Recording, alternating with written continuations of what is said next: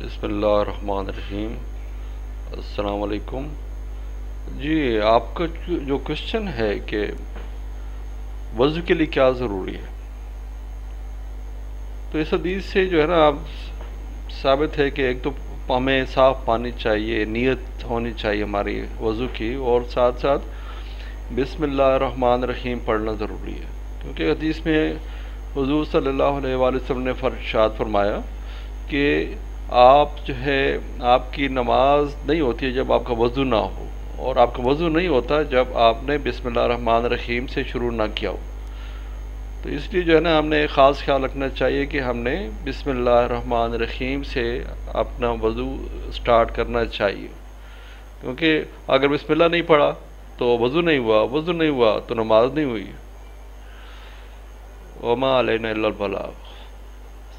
اللہ حافظ۔